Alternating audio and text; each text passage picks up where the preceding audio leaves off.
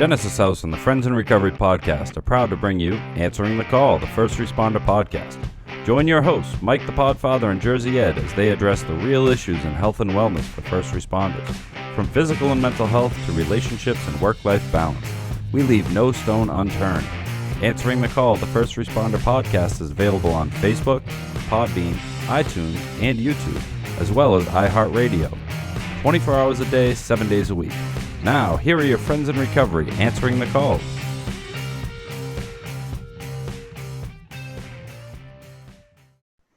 Hey, everybody. Welcome to Answering the Call, First Responders Podcast. I am Mike Miles, the Podfather, and I'm here with Jersey Ed. What's up, everybody? Jersey Ed here from our quarantine garage in quarantine studio garage in Langhorne, Pennsylvania. Yep, and he's been there for a while. We're trying to keep him Thank there. God. We have our extraordinaire producer. we got our producer extraordinaire. That's what I'm trying to say. The whole world is going except for me. You guys keep feeding me. Yeah, don't watch the news. Just listen to us. Stay in your house. That reminds me, Podfather, we got to cut another check to whoever keeps telling Ed to stay in his house. Yeah, right? That's right. I don't know who it is, but we got to cut him another check. How you doing down there, Ed? What's going on? Good. How are you, Podfather? Doing well. Good. Sweets and I are having a heck of a day up here, and I know you guys have a beautiful day. Yeah, it's gorgeous out. Real quick, we're gonna have Brendan Arlington on. He's a police officer in Florida. He's gonna be our guest, and he's in recovery, and he's gonna give some of our folks out there, first responders, some good advice. So stay tuned. I like that. Yeah. I might. All right. So Is that okay with you, Podfather? We could change guests if you want. No, I'm just no. I just wanted to. No, we'll talk after. Don't worry. So what do you do to entertain yourself down there in wherever it is that you're quarantined, Jersey Ed? I don't know. Just I work a lot. I've been reading tons of books, guys. I mean, probably in the last month I read about 5 or 6 books. Unbelievable. Like I'm doing what you're doing, Sweets. I want to come out of this better than what I came into it, and I think I'm kind of achieving that at this point. I like it. I do, and you inspire me to do that. Yep. Wow. And the other thing too, guys, is I think we spoke. I don't know if we spoke about it in this show, but I know we spoke about it on Friends in Recovery. I'm doing my my calendar run, and what a calendar run is, you run the day.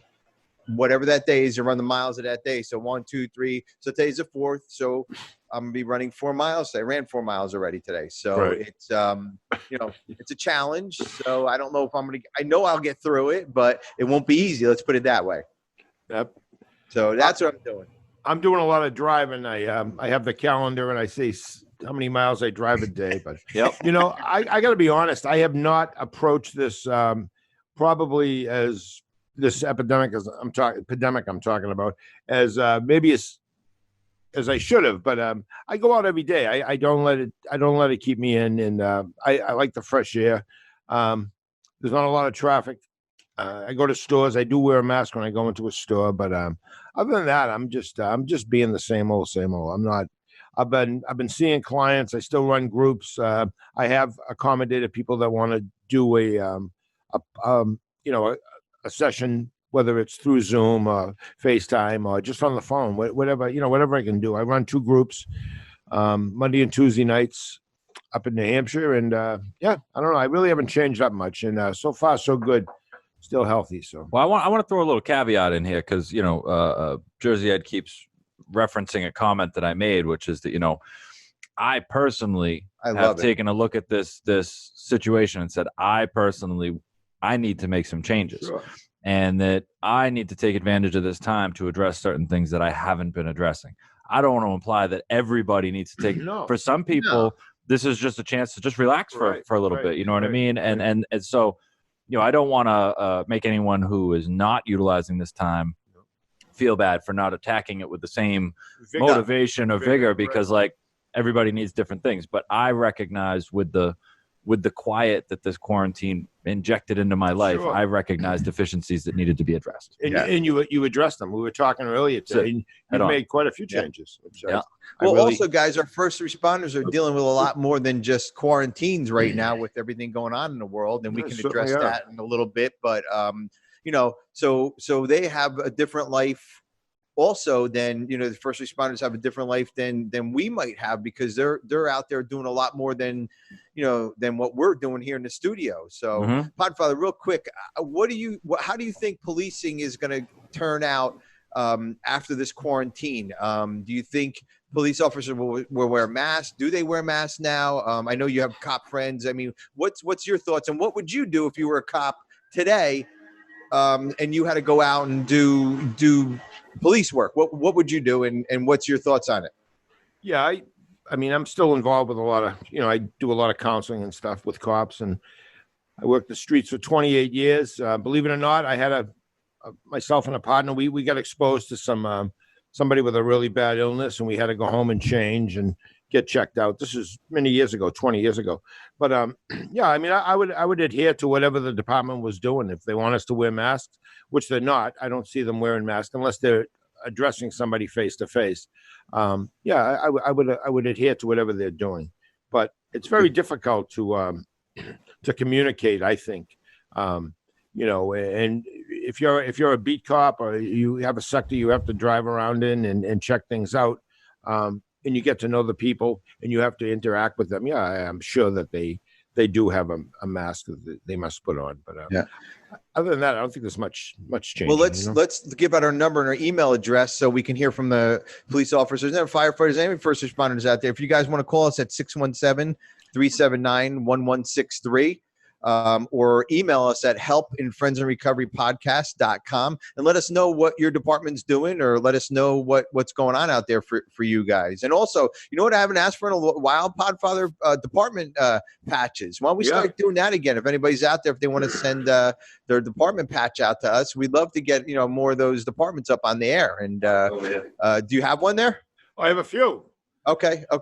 Sweets is holding them. Yep. Sweets is holding them. Okay. We'll bring them up after the guest. Yeah, I'll make sure there's some for after the guest. So we got a guest today, Ed? We do, guys. And I got his bio right here. And grab your popcorn, because this is going to take a while. He has a pretty impressive bio that I have here. And I think you're going to be really impressed with this one, Mike, and this guest too. So Brendan Arlington is our guest, and Brendan Arlington has been a police officer in the Florida area for 16 years. He has two children, a daughter 14 and a son 12. He is currently separated from his wife for 16 years. Brendan spent the first 4 years of his career working as a patrol officer. During that time, he was the recipient of the Officer of the Year Award and the Distinguished Service Award. In 2008, he was transferred to the Investigative Services Division as a burglary, auto theft, arson detective for 3 years. Then was transferred to the Robbery Homicide Unit for almost 9. Brendan worked numerous homicides, robberies, kidnapping, sexual batteries, officer-involved shootings, child abuse cases, and whatever else was required. He has traveled the country during the course of his career as needed to investigate homicides and sexual crimes involving children. Brandon worked for numerous local, state, and federal law enforcement agencies in multiple investigations. In 2019, promoted to the position of sergeant and was transferred back to the patrol division. Due to personal reasons, in January of 2020, he chose to self-demote and currently holds the rank of patrol officer. In 2020, while dealing with his personal issues, with the support of his agency, Brendan entered treatment for alcohol abuse and attended Genesis House for 30 days. And he was at our first responders program in Lake Worth, Florida. Brendan is currently in recovery one day at a time. And I like that. I like that, one day at a time. So Brendan, welcome to the show. Or Brandon. Welcome, Brandon. Brendan, the Irish version.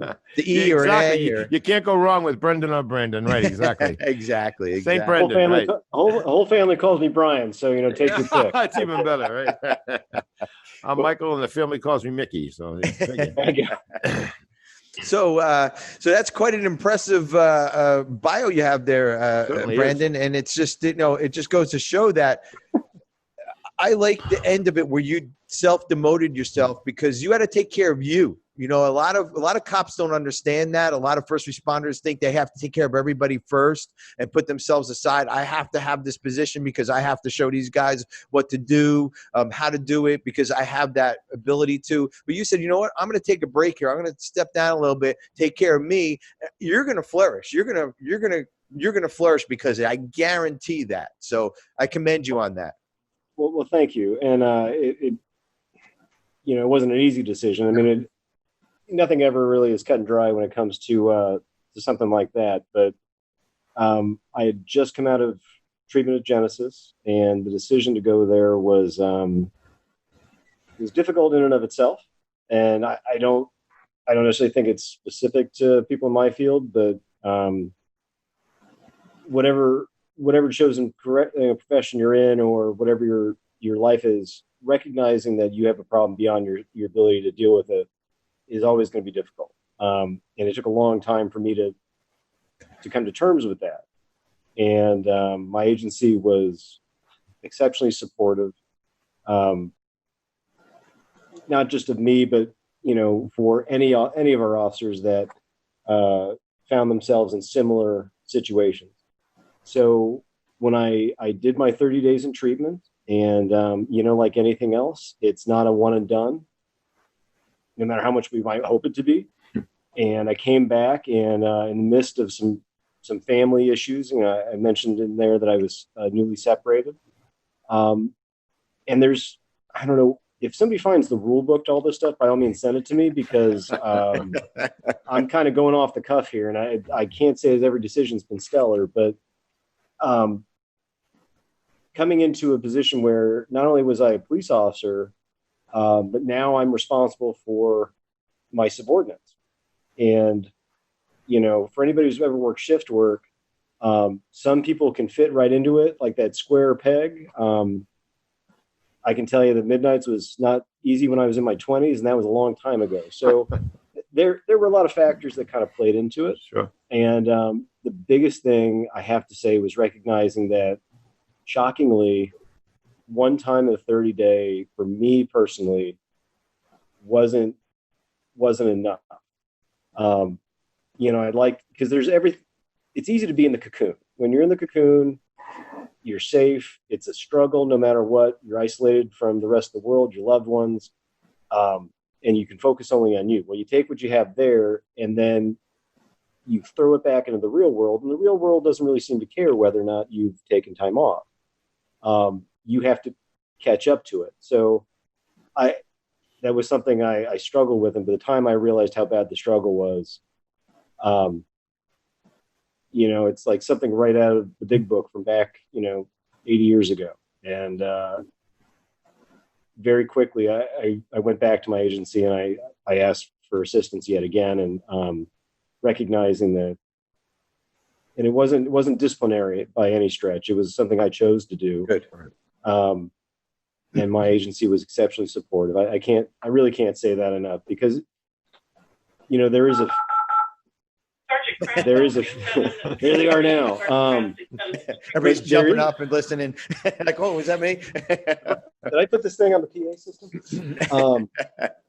But, it came, it was a very humbling experience, but at the same time, having to recognize that if I can't take care of me in my personal life, I'm only going to be putting other folks at risk, not just the general public, but for the people that I'm responsible for. Because every supervisor knows, every single one who works underneath you, whether assigned or not, they are your responsibility, and their mistakes are your mistakes. Correct. And their platitudes are theirs to accept.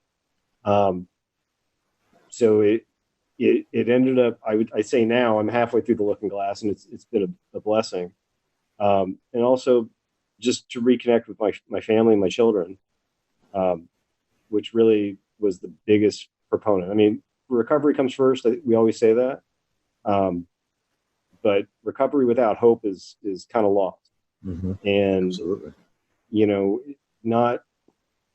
My relationship with my children has always been the most important thing to me. And luckily now I'm kind of blessed that I'm in a position where I can not only continue in my process of recovery, but I can see my son and daughter and hopefully be their dad as much as they want me to be, as much as they need me to be. Yeah. Yeah, absolutely. Well, it's quite a decision you made. I think, they say recovery is a selfish program, meaning that, we have to be selfish for ourselves. And, that was a tough decision. I don't think a lot of people I know that, I was a cop 35 years would give up the stripes. But two things, I always know that when people got promoted, they always went to a shift they didn't want to be on because they were the junior sergeant now. And the second thing is, there's money involved, obviously, and then prestige and the responsibility. That's huge. And nowadays, especially with the responsibility, I think, it sounds like you made a great decision for yourself and for your family. And I think you'll get paid back tenfold. Absolutely. Podfather, don't you wish that you had a student like that when you were the EAP for yeah, right? I do. It's all easy like that. Yeah. They believe me, nothing's more and I can say this jesting, but I mean it too. I've worked with a lot of people, I've helped a lot of people, get their lives back together. But, police officers, firemen, correctional officers, EMS workers, but mostly cops and correctional officers. Very difficult. Usually they dig a hole, and it's a deeper hole than most because of their ability to carry a firearm, number one, which is a very serious, tool of the trade, as they say. And, and then with correctional officers, I mean, they're care and custody of people. They can't be going in there half in the bag. So very serious jobs, but I didn't find a lot of clients that were willing to give up so much. But that says a lot about yourself, especially so early in recovery. Good for you, Brendan. I think it's Brian. Yeah, I call him everything, but I think you'll be going. I think you'll be going in a great direction. Absolutely. Well, sounds like you already are. Yeah. I'm proud to say that I will be starting back on patrol on Monday. There's been, part of the process. I was assigned administrative duty for a period of time, which, again is just in accordance with policy. Sure. And it's never been punitive. It's never been disciplinary. And I've never looked at it like that. And it's never been presented to me like that. I can say that I'm not unique in this field by any stretch to have developed certain issues. It's almost a checklist, for certain life attributes. But it wasn't a lifestyle I wanted to live anymore, and it wasn't a coping mechanism I wanted to employ anymore.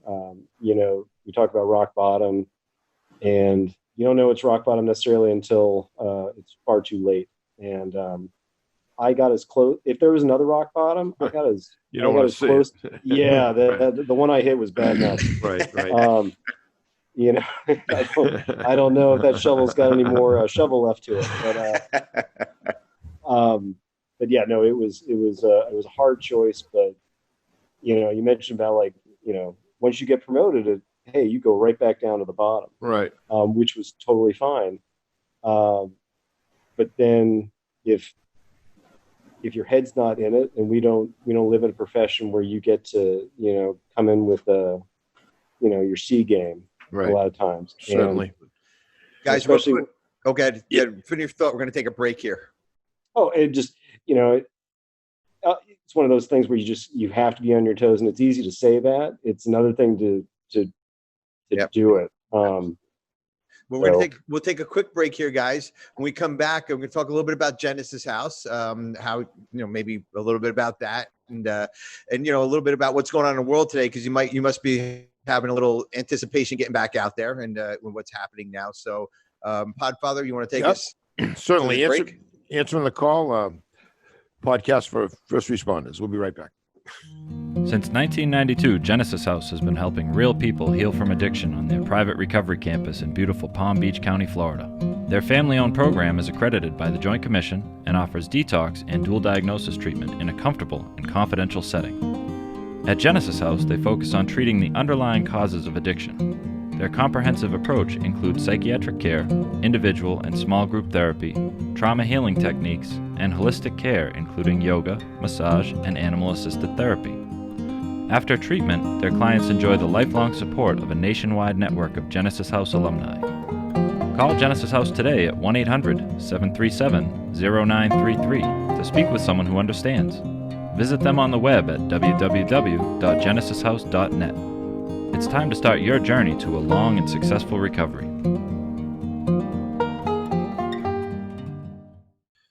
Hey, everybody. Welcome back. Answering the call, podcast for first responders. And I am the Podfather, Mike Miles, here with Jersey Ed. And Jersey Ed, you have, what do you have, a podcast pick of the week or something? I do. This is where it usually comes in. I was told to read this right after the break. That's what I was told to do. I love it. He does what he's told. Sweets. Does what he's told. Yeah. Want a drum roll? Yeah, please give me a drum roll. Here you go. Thank you. All right. So Jersey Ed's podcast pick of the week is called Roll Call Room. Host Nick the Cop.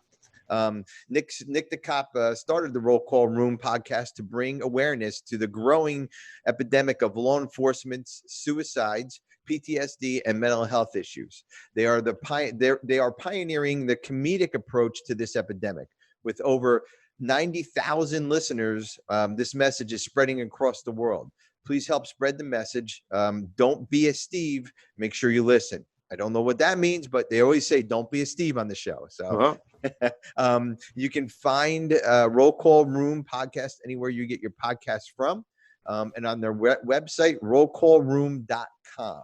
Back to you, Podfather. I got to remember that one. Roll Call Room. All right, I'll have to write that down. That'll be in all the show notes. So when you go to the show notes, look at it and click right on it. You'll get right to Roll Call Room. I'll text it over to you later, Podfather. Yeah, don't be a Also, Steve. guys, if you want to get a hold of us, let us know what your thoughts are on everything we're talking about today. You can give us a call at 617-379-1163, or you can email us at help@friendsandrecoverypodcast.com. Right. Well, before the break, we had Brendan on, and police officer from Florida. And why don't we get back to him? Absolutely. Brendan, thanks. Welcome back. Thank you for having me. I appreciate it. Yeah. I tell you what, I gotta, first of all, police officer near and dear to my heart, maybe because you guys arrested me. I don't know what it is, but I do have to tell you, I am pretty humbled by this bio. Number one, I was looking at it in between the break, and just doing what you did, just taking a stance, like I said at the beginning, but it really, it's an honor to know you. I know you through, well, obviously Genesis. I didn't have any contact with you, but you come on to our meetings at night, and you get to the meetings every single night, 7 p.m. at Friends in Recovery, Genesis House, or online meetings, and you're there almost every night. You share, you listen, you take advice. You're always there. You're always showing up and suiting up. I don't care when it is or what it is. I mean, you're there, and that I mean, I'm just floored that somebody takes their recovery that seriously that early into the recovery. Anyways, Well, thank you, Ed, and I do my best to take it as seriously as I can. Part of the process, especially through Genesis, I mean, never having anything to really compare it to. Hopefully, God willing, I won't have anything in the future to compare it to. But yeah. I really kind of came out of it with a strong sense of purpose. And one of the things that really kept reiterating in my head was the failure rate and really the relapse rate. And you can look at something in the books and the literature and you hear people talk about it, but then when you are one more part of that statistic, it is humbling. Certainly. And I personally don't ever want to go back to that. Mhm. You know, I wasn't a partier. I wasn't a blackout. You know, I was probably one of the more boring ones, or boring drunks, but it wasn't something that I ever want to go back to. I mean, it was almost as if, you know, I was useless. You know, and beyond that, just how it made me feel and how it made me, you know, kind of feel about the world around me. And I never want to go back to that. Good. Certainly. So one of the benefits of Genesis really was finding the meetings. You know, when I went through, Corona had just started to develop, and really by the end of my discharge, Corona was in its peak. So you couldn't go to live meetings. You know, everybody was in hiding, and, you know, God forbid you went out, you were going to get, you know, infected. At least that was the perception. So to find something that could bring people together so quickly from across the country with nothing more than, you know, your cell phone was remarkable, and it's something I really kind of look forward to on a daily basis. Right. I think from what I've seen and what you're saying, Brendan, with these Zoom meetings, I think this is going to be something that's going to be with us going forward. And if anything positive comes out of this, I've been doing counseling sessions, you know, via Zoom, via DoxyMe, via, you know, telemed, but and in one-on-ones as well. But I really like this format. I like this style. I think it's going to help people that are agoraphobic, people that don't want to go out, people with anxiety and panic.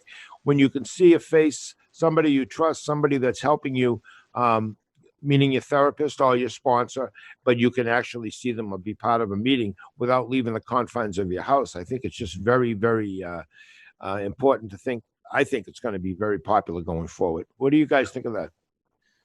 100%. I mean, I said this on a show 1,000 times since we've been, not 1,000, but since we've been in this coronavirus thing, is that I think this is wonderful for police officers, first responders, especially for police officers who may be reluctant to get into a meeting. Now, that wasn't you, Brendan. You came out, this is who I am, this is what I do. From day one, we knew who you were. But there's a lot of police officers that don't even want to go to a regular meeting. They want to go to a first responders meeting. Right. Sometimes not even first responders meeting, just want to go to a cop meeting. I've seen that happen. I think you'll be able to put your screen down, just your, you know, and see up and you know, and then maybe gradually work into it, become, okay, I'll put my face up. I'm not going to share it today. I got comfortable because I seen Mike, I seen Brendan, I seen this one, I seen that one. Right. And next thing you know, they're sharing. So I think this is a very therapeutic way of breaking into somebody's that I shouldn't say breaking into somebody's trust, but getting somebody's trust and getting them to understand this is an important part of life. Zoom is definitely an important part of our lives. So I'm wondering if Joe R is having a because he has a badge meeting going. I'm just wondering if they're doing that on Zoom. I think they are actually. Yeah, Joe is. Yeah, I got to look him up. We got to get him on. But so before the break, you're gonna go back to work on Monday. And by the time this airs, you'll be back to work. But what's some of your fears about going back to work and in the world today, and you know, what's going on? I mean, if there is, you're human, so I know there's some fears. It has to be. Well, there's a plus and minus to it. You know, I was a detective for a long time, and that's a whole different animal than working patrol. You know, and in a lot of ways, it's less taxing as just as much as it is more taxing. You know, patrol is always going to be the backbone of any agency you've got. And, you know, I think when people in general think of law enforcement, they think of police, they think of the uniformed presence. And, you know, you see what's going on in the news right now, and it's hard not to, it's hard to picture it. It's hard to see it in the news. You know, I am a strong believer, as are most of my friends and coworkers. Not that I would ever speak for them, but if one were to, I think they are big proponents of everyone's ability to voice their opinions and protest what they feel is something important to them. And I think somewhere along the line, the violence kind of speaks for itself. And it's hard to distinguish between. Well, I shouldn't say that. It's not hard to distinguish for the people who genuinely want to get their message out versus the people that have just taken an opportunity to harm and cause destruction and injure others. And, you know, you look at all the footage, and the only common denominator I've seen in the whole thing is that you've got uniformed officers standing there, affecting their duty as best as they can while they're taking fire, they're taking bricks. You know, you can say what you want about police. They're not out there for the money. No. They're certainly not out there for the benefits. And frankly, if you didn't love this job, I don't know why the hell anybody would do it. That's a good point. You know, and I've kind of looked at, that's how I've you know, lived my career. I mean, I've got family who were, you know, New York City, you know, homicide detectives, New York City patrolmen. You know, I've been fortunate to have my job and be in the position I have. So, you know, I'm looking forward to it. Okay. You know, in our particular area of the state, we have a history of, you know, civil unrest, whatever you want to call it, well beyond the scope of, you know, peaceful protest. Not so much in my specific area, but its presence has been here before. Sure. It's kind of hard to say. Like, I can't say I'm going to be afraid of something that, you know, logistically is not necessarily going to be something I will have to deal with. I mean, we've, as an agency, we've assisted in those endeavors.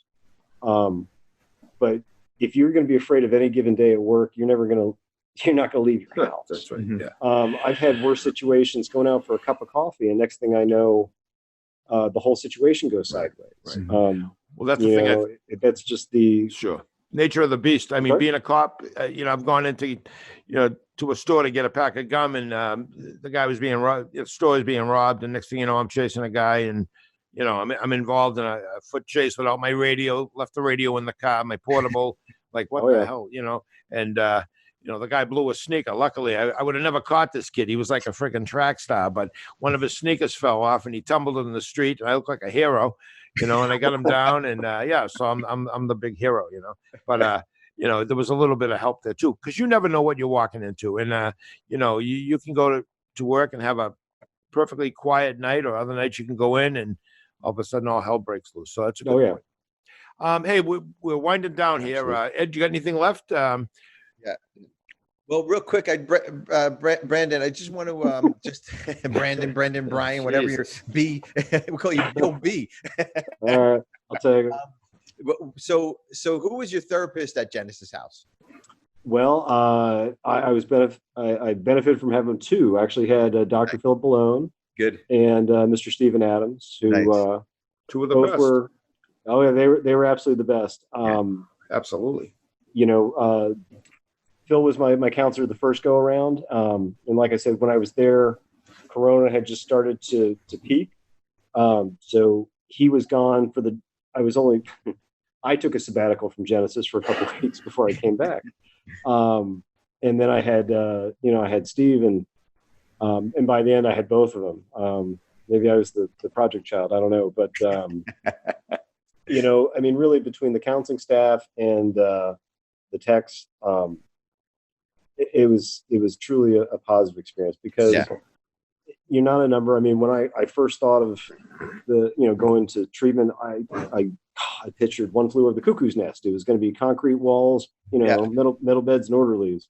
Yeah. But they really went above and beyond to really just remind you that, okay, you are a person, you are struggling with something. Because absolutely. Up to that point, I was like, it's a choice. Yeah. I need to make a choice. Yeah. Well, they look at everybody as human beings and not as cops or, you know, robbers or bad guys or whatever. And Phil has been, Mike, you know, you spoke to Phil plenty of times on this show.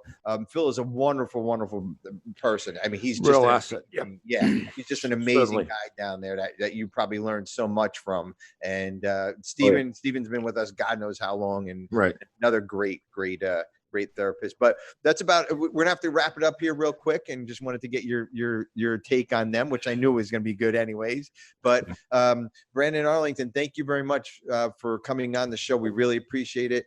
You're going to be a very successful person in the law enforcement field again. And, you take a step back to take 10 steps forward. And I look forward to seeing you on those meetings every single night. You really do inspire me. I'm honestly say that. And maybe we can have you back on the show in a few months, Brendan. See how things are going.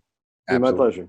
Thank you very much. Good luck Monday. Thanks for being on the thank show. you guys. Absolutely. You guys take care. Thank you. Thanks, Brendan. Podfather. So, yes, sir. Another good guest, Eddie. Great job. Good student, man. Good God. I mean, he's gonna. That guy's gonna go far. He's a really good guy.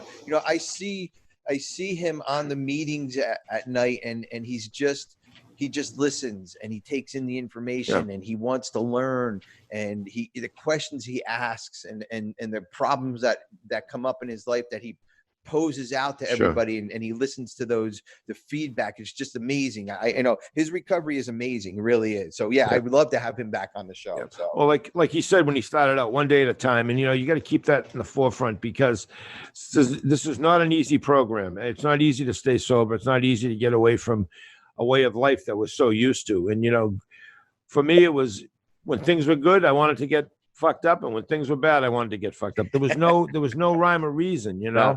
I've been sober a long time through the grace of God and the teachings of this program, but I know it's not easy. But the first 90 days are tough, and then after that, if you're doing the right thing, it falls into place.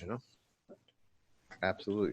Sweets, what's your thoughts on all this? You were quiet. I'm sure you have some kind of summing up with what you heard, and what do you think about Brandon? I think we're all recovering from the same sickness, no matter who we are, no matter what job we had before we got there, no matter where we come from. We're all battling the same demons. And I'm always just thrilled to see people who are willing to push that to the side and just be a human, be a person, get on and talk about it, and just be like, I went through the same stuff. I'm not supposed to be different or special. I'm just a person. Right. I just happen to have a job. And as Brendan stated, not a job that many people would really want to have. Right. But yes, I have a job. Right. And unless you love it, it's not a job for you. But, we're all going through the same thing. And I think that's why we do these podcasts. That's why we get out and share. That's why we talk. That's why we, our guests on podcasts and talk about our recovery journey, because we're all going through the same damn thing. That's right. And if you're out there listening to the show and you're in law enforcement, or you're an EMS or a nurse or a veteran or anybody, but specifically the show is for the people that wear a uniform and that provide services. You can call us. Ed, you got the number, right? Yep. 617-379-1163. You can get a hold of us at, and that'll put you directly in touch with myself and Mike. Sounds good. So, hey, everybody, it's a great show. Again, Ed, you brought on another great guest, and thanks, Mike. You've always outdo yourself every week. Hey, answering the call, the First Responders Podcast. Stay safe, everybody. That concludes this episode of Answering the Call, the First Responder Podcast. Thanks to Genesis House for sponsoring the show and supporting first responders who are struggling with addiction and mental health. Follow us on Facebook for past shows and updates. If you are interested in being a guest on the show, email us at help@friendsandrecoverypodcast.com.